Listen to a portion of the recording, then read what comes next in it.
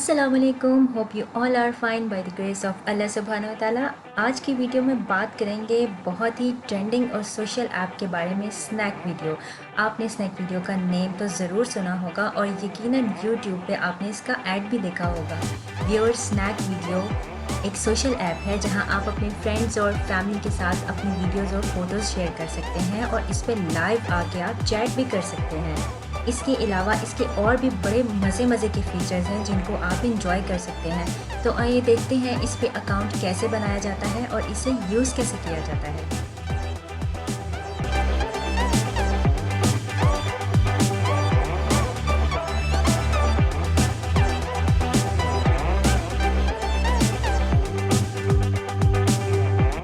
आपके पास यहाँ पे 4 ऑप्शंस हैं। आप इन 4 ऑप्शंस में से कोई से भी एक ऑप्शन सेलेक्ट कर सकते हैं, या आप अपने फेसबुक के साथ इसे कनेक्ट कर सकते हैं, या अपने फ़ोन नंबर के साथ कनेक्ट कर सकते हैं, या फिर आप अपने ईमेल के साथ कनेक्ट कर सकते हैं। ओके।